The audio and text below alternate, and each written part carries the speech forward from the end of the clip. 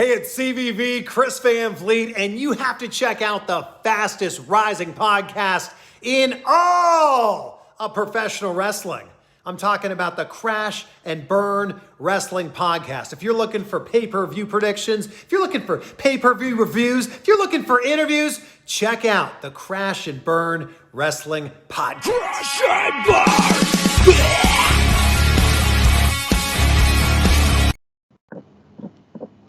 Hello, everybody. Welcome to another episode of the Crash and Burn Wrestling Podcast. Tonight, we're reviewing the Royal Rumble 2008. This took place on January 27, 2008, in New York City's Madison Square Garden, MSG, which is the place I'm going to on September 10th for my first show back since the pandemic for a SmackDown episode. But it's not about that. It's about this event that took place at that venue, with an attendance of 20,798 people. And this card had a total of 6 matches, which is including a dark match, but we'll not get into that. But anyways, before we get to this episode, let's bring in the man who requested this show, Wyatt. Good evening, everyone. Welcome to another episode of Crash and Burn Wrestling Podcast. This is great stuff. Who mainly come on the podcast and have perfect attendance. Perfect attendance, yeah. Yeah, and it's the summer of Cena, so maybe why not review Royal Rumble 91? That makes sense, and maybe we will,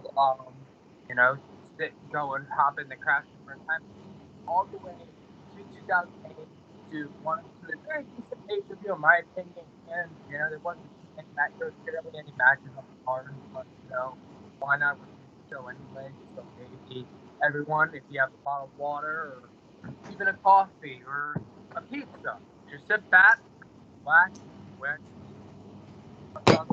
on the show. Next up is Lucas Atencio. Yes, I'm back. I took a little break. I got some shit mentally going on. Not gonna explain in full detail or anything like that. I'm not gonna explain it at all because that's my personal business, and I don't want to put it out there or anything like that. But yeah, I came back. Gonna do the episode because why the fuck not? So yeah. Okay, all right. So let's get to the matches. Starting off with Ric Flair defeating MVP by submission, career-threatening match. If Flair lost, he would be forced to retire. It's a good start to the show. I enjoyed these two going at it in the ring, their storyline, their build-up. I thought it was a good way to kick off the show, especially putting their career on the line. So, Lucas, go ahead. Okay, first of all, Ric Flair had 2 career-threatening matches. He lost to Shawn Michaels, but we're not gonna get into that. One. But to me, it's like okay, but it's kind of pointless to have a career-threatening match because you already got one with Shawn Michaels like 2 months later, and you fucking lost, even though you went to TNA. But we won't get into that. But Flair still could put on good matches at the Nation was. He could have like raced off the one.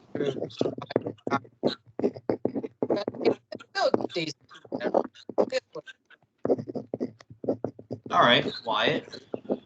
Hold on. Let's see. My thoughts on the match. Yeah. I really didn't get the point of it at all. Like, I didn't know where the build-up to it was. MVP was the current United States champion. Yeah, that is 2 career-threatening matches in 1 year.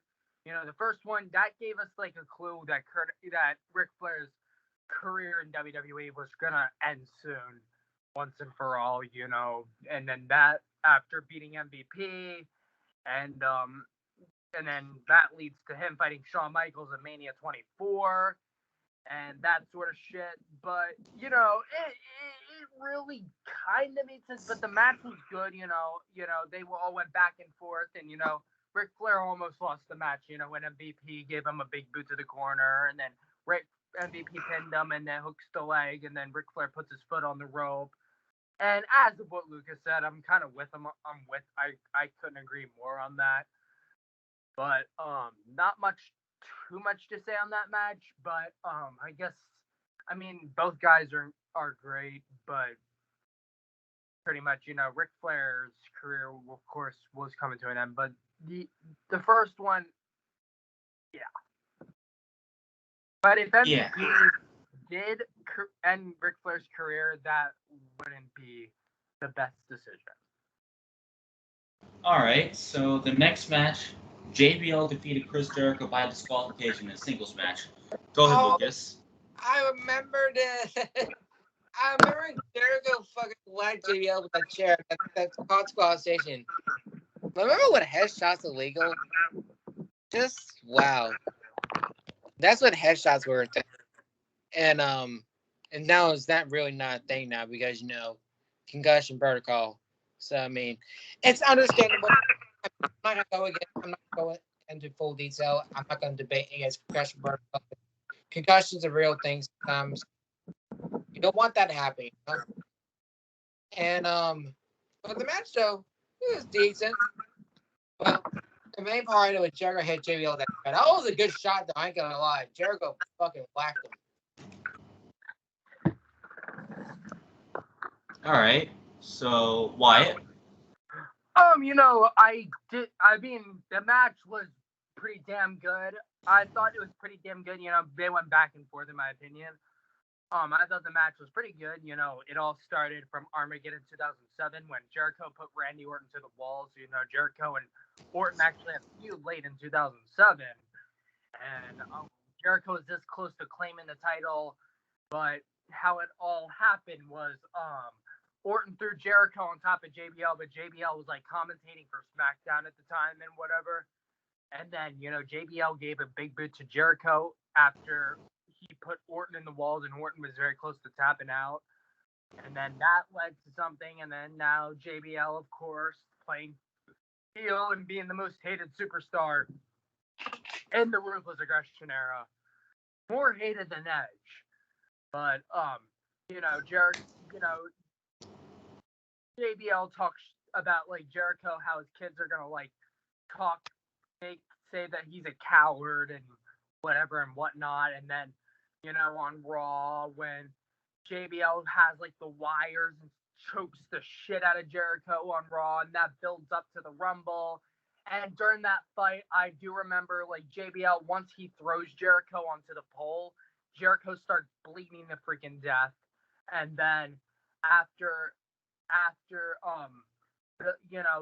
and then the match did end by disqualification, and then Jericho has the chair and then whacks JBL with it. I didn't see any. It looked like there was blood coming out of JBL, but sadly there was not. But Jericho had blood legit like all over his face, and of course I love Chris Jericho or whatnot. And then Jericho got his revenge, and then his turn to show JBL the pain that he put him through by choking him in the wires, and you should have saw JBL's expression on his face. That tells a story, and that shows it all. Mm-hmm. But that match could have had like a stipulation to it, but sadly didn't. But I mean, it could have had like a different type of match to it. But hell yeah. I mean, I like watching blood. If you think I'm weird, I'm sorry. But I don't blame you. I mean, yeah. I kind of miss having blood in WWE. But There should. I want more blood. I just want blood. Jason. Well, this match was a pretty good match. I enjoyed the storyline into this too. So, anyways, this next match for the World Heavyweight title, Edge defeated Rey Mysterio. Why? How about you start it off?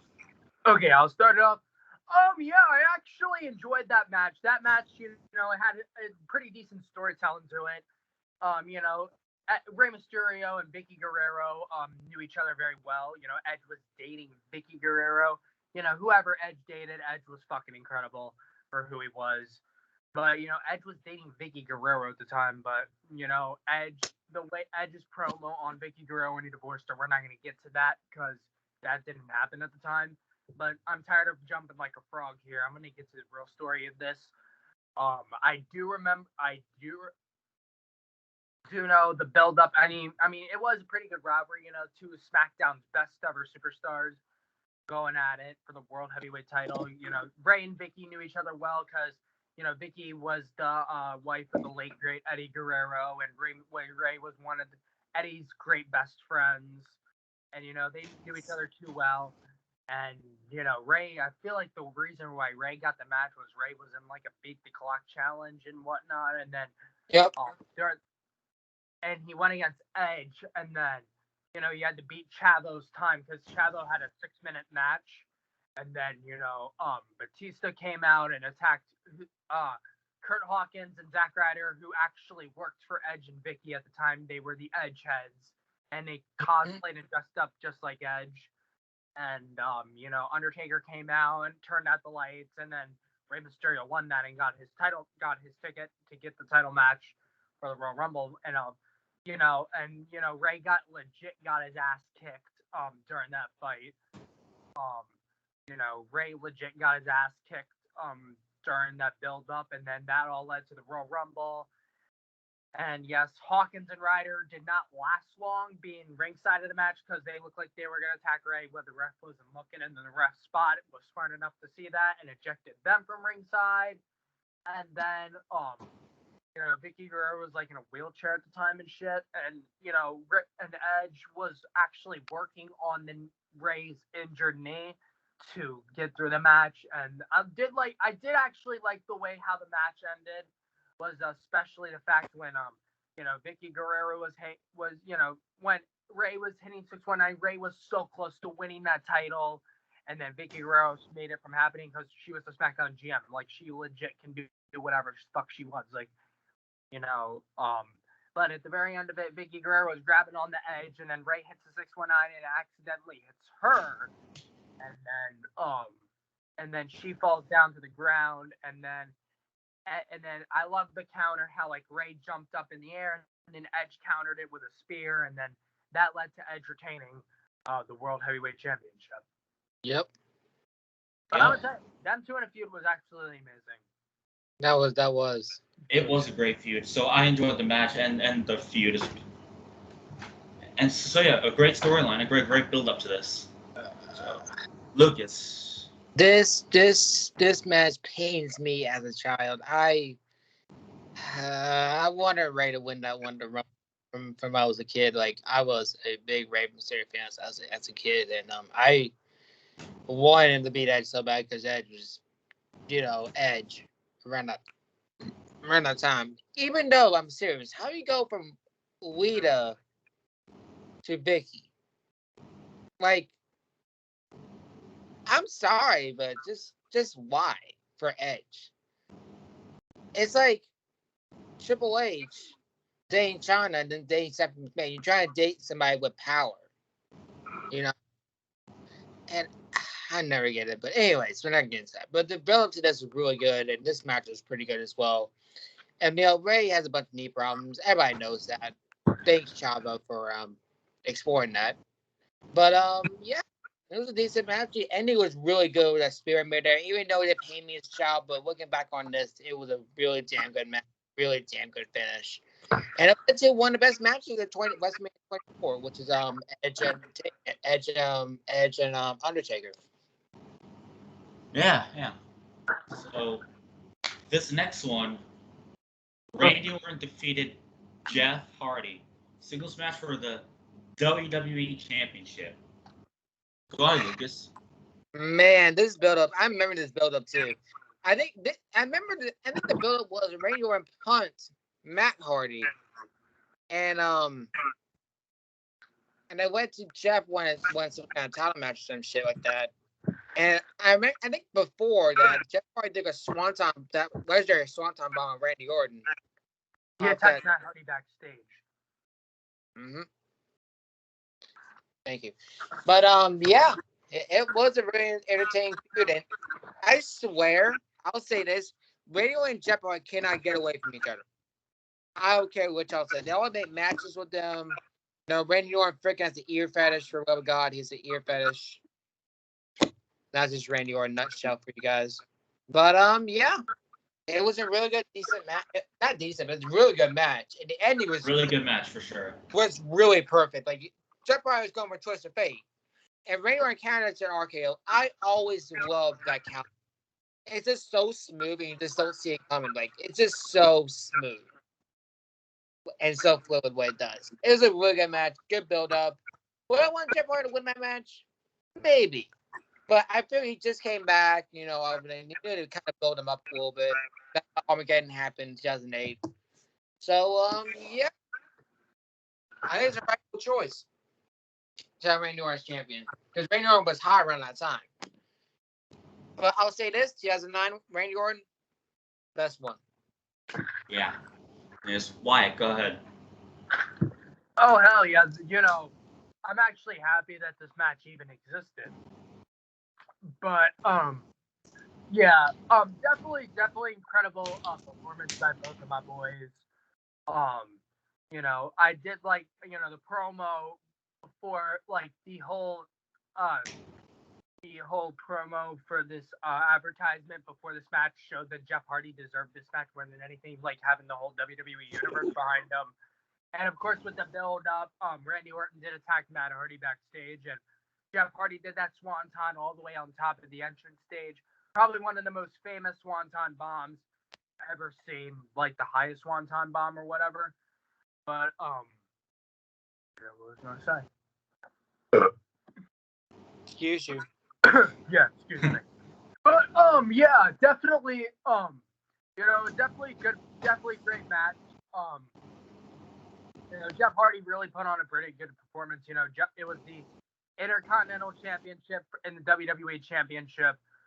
No, just the WWE Championship. The Intercontinental title was on the line, but Jeff Hardy was the Intercontinental Champion at the time. That was the first time ever that the Intercontinental Champion fought the WWE Champion at the Royal Rumble. Hulk Hogan and the Ultimate Warrior did that at WrestleMania. But definitely, how Jeff Hardy gave Randy Orton that basement drop kick. Randy Orton, you sure saw how bent and tilted Randy's neck was leaning on that barricade. Yeah, I forgot about that. Oh, yeah. I thought Randy Orton died.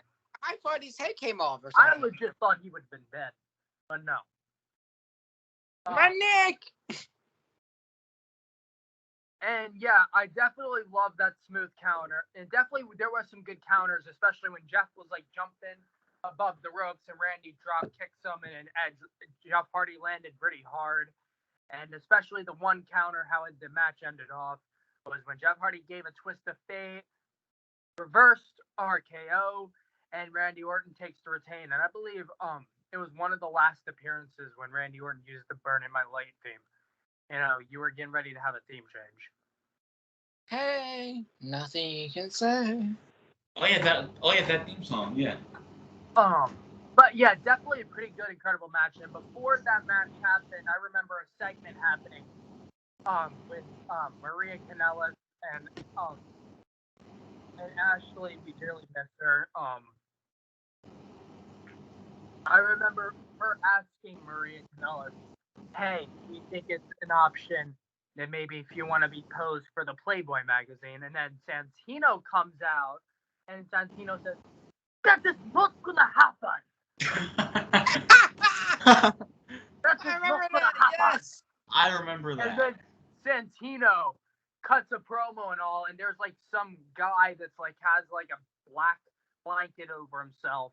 And then Santino has it and then pulls it, and then it falls out, and then it's some big fat guy that has a Patriots logo on his belly and jersey and dancing around the ring, and then he gets his ass kicked by Ashley. And I thought that segment was absolutely hysterical. Yep, I remember that. Yeah, it was. Yeah. Which Maria Kanellis even asked the fans if it's best for her to be in the Playboy magazine. I would have been down for it. Oh God, why is on a Playboy magazine? Oh God. Okay. Well, I already went for this match. It was a good match, a great storyline. So now let's get to the Royal Rumble match. which John Cena won by last eliminating Triple H. 30-man Royal Rumble match for a World Championship match at Mania. Yep. WrestleMania. So, I know Wyatt has the entries, so I guess Wyatt, you can go first this match. No, Lucas can go. All right, you go ahead, Lucas. Man, let me tell you, this match slapped. Like this match, like just it hit. We have some legends like Tucker was there, you have Hyper was there, and you have like a bunch of like, Shawn Michaels and Undertaker. I think Kane was there too, and I think Bronson was there too, if I'm not mistaken. We'll get to the entries in a minute, but it was really good how it built up. And then number 30, then John Cena came out. That was Jerry call with JR. It's like John Cena number 30. And yeah, it was really good. We got Rumble overall. I didn't expect Cena to come back last time because he broke his neck, I think, in 2007 against Batista, I believe. Was it Batista? It's not broken his neck. Something like that. Who won? Wait, no, 2007. Taker won that year. No, I'm talking about John Cena came back. No, wait, what? John Cena was injured. Did he broke his neck? Some shit. Or was Pretty that sure he did. I think it was 2007. I think I could be wrong, but overall great Royal Rumble, surprise entrance, and he won, which I honestly wasn't surprised because come on, it's John Cena. Come on. It's John Cena. It's the franchise. Mm-hmm. Anyways, for this match, great Royal Rumble in 2008. Lots of surprises. Lots of great spots, and yeah. And John Cena sure was quite a surprise. Ooh. And I knew he was gonna win this one because it was a surprise. It's John Cena. But yeah. And yeah, overall a great closer to the show. It's Wyatt. Go ahead. Definitely a pretty good Royal Rumble match, in my opinion. Wasn't the best, but I still thought it was really good. You know, you got to see some surprise entrance by some of the legends, and you know, Taker and Michaels really put it on. Like the first half of the match, and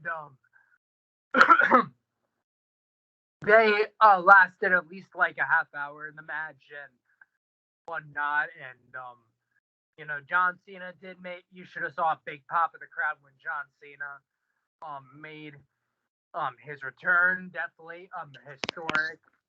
And from number 30, that's spot. Yeah, and John Cena, you know, 2 years in a row, the Royal Rumble winner entered as number 30. Taker did it the year before, and Cena did it the year after. But definitely, they were the last two, John Cena, Triple H, in the Royal Rumble. That was a pretty good AA. He gave Triple H outside the rope. But, let's get down to business and give you the first. Give you all the entrance to the Rumble. Number one, you had the Undertaker. It lasted over a half hour. You know, he got eliminated by I think it was HBK. Number two, you had Shawn Michaels with Ford. Number three, you had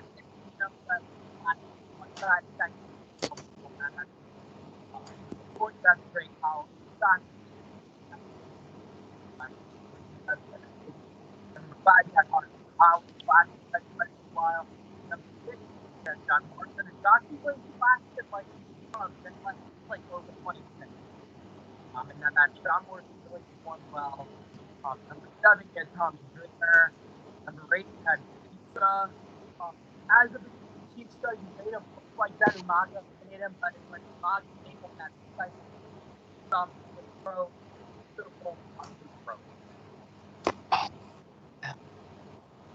Number nine, you had Hornswoggle. He never even entered the Royal Rumble match. He really couldn't tell if he got eliminated nominated but not in the Rumble. But he did kind of count when Big Daddy being Mark Henry.